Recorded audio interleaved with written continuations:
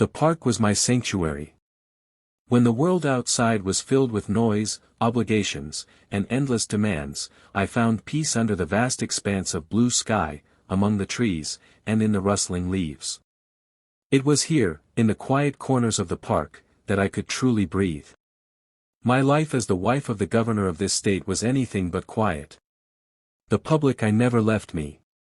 People expected me to always smile, always be poised, always perfect. But here, in the park, I was just a woman, not a figurehead. Before we continue, please subscribe to the channel and let us know where you're listening from. Your support means everything. That morning, I woke up feeling particularly overwhelmed. The constant pressures of my public life were weighing heavily on me. The campaign for my husband's re-election was in full swing, and the relentless media coverage made every decision feel like it was under a microscope. I needed a moment, just a moment, to feel like myself again. So, I decided to take a walk in the park, something I hadn't done in a long time without the entourage of staff and security detail following me. The crisp autumn air felt refreshing as I took my first steps along the familiar winding path. The sun hung low in the sky, casting long shadows across the ground like fingers reaching for something lost. I pulled my jacket tighter around me, the leather a comforting embrace against the chill. It wasn't the fanciest jacket, but it was a good one that I had worn countless times in private. The soft warmth of the leather made me feel a little less like the object of public scrutiny, a little more like the person I used to be. I walked for what felt like hours, lost in my own thoughts. I had always loved this park, the sprawling green spaces, the small ponds that mirrored the sky, and the quiet beauty that wrapped everything in a sense of serenity. But today, the peaceful surroundings felt like a distant memory. I hadn't noticed the two men approaching until they were almost on top of me.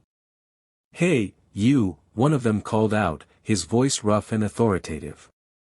The sound instantly pulled me from my thoughts and snapped me into alertness. I turned, startled, to face two police officers. They were both young, but the older one had a hard, almost unfeeling look in his eyes.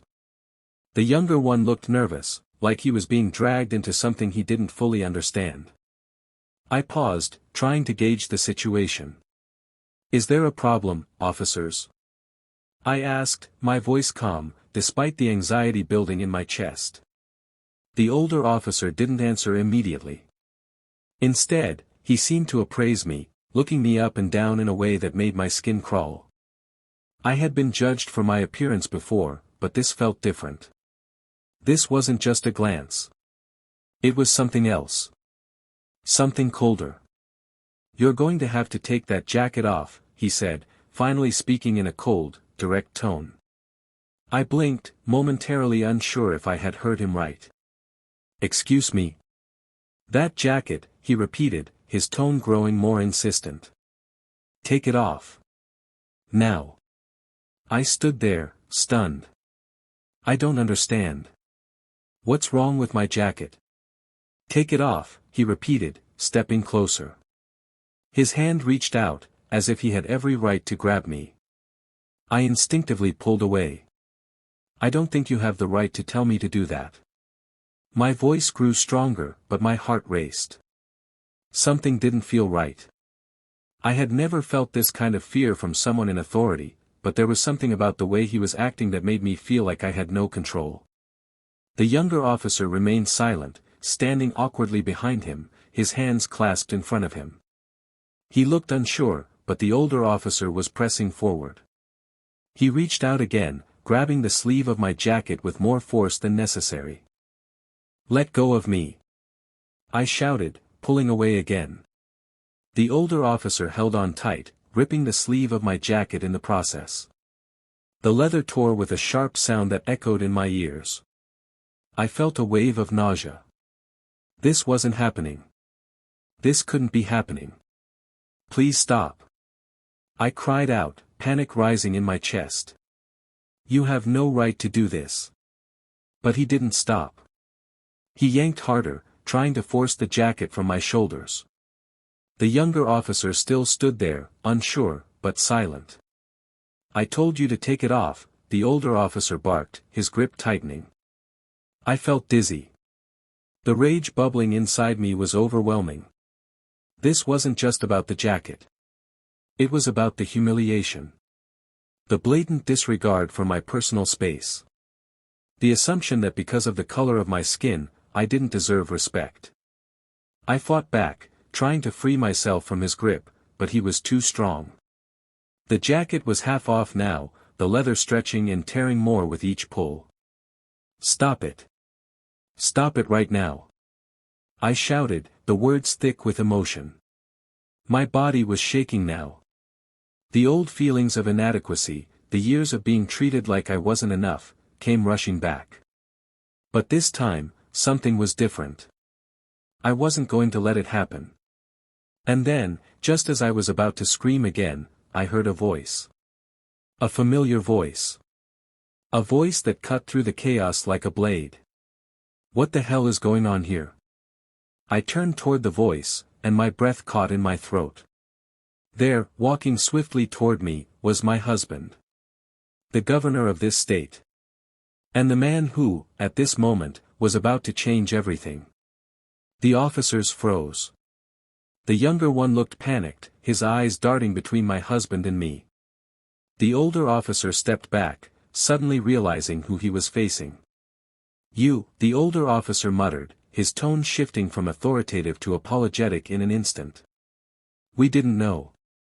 "I know exactly who she is," my husband interrupted, his voice a low, dangerous growl. He turned to me, his hand sliding over my arm protectively.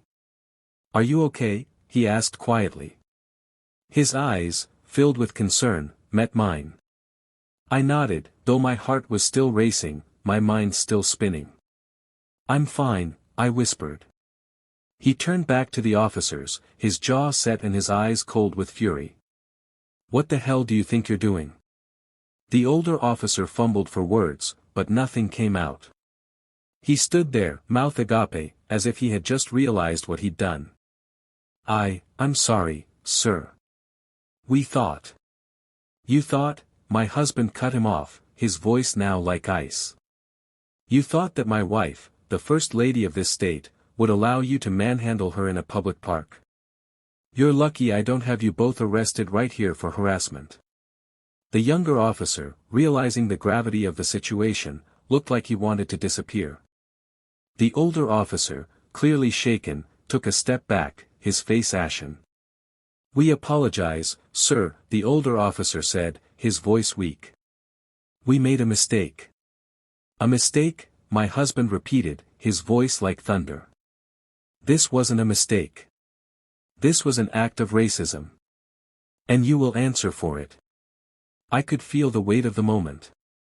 The injustice of what had happened was overwhelming, but seeing my husband stand up for me, stand up for what was right, filled me with a strength I hadn't known I had. The officers were silent now, their heads bowed in shame. My husband's gaze never left them. For a moment, I thought the older officer might speak again, but he didn't. He simply turned and walked away, his partner following close behind. As they disappeared, my husband turned to me, his face softening. "Let's get out of here, all right?" I nodded, feeling a sense of relief wash over me. But as we walked away, hand in hand, I couldn't help but think about all the people, all the women, who didn't have a governor to come to their rescue. How many others had faced similar injustices without the power to fight back? But in that moment, I felt stronger than ever. I wasn't just the governor's wife. I was a person. And I was going to make sure my voice was heard, no matter what. Racism can show up when you least expect it, but standing up for yourself, and having people who truly care for you by your side, can turn the tables. It's important to recognize your worth and demand the respect you deserve, no matter the situation. I've spent many years in the public eye, but I've never felt more empowered than I did that day. Standing up to injustice is not just about the moment, it's about creating a future where these acts are no longer tolerated. Together, we can make sure everyone is treated with the respect they deserve.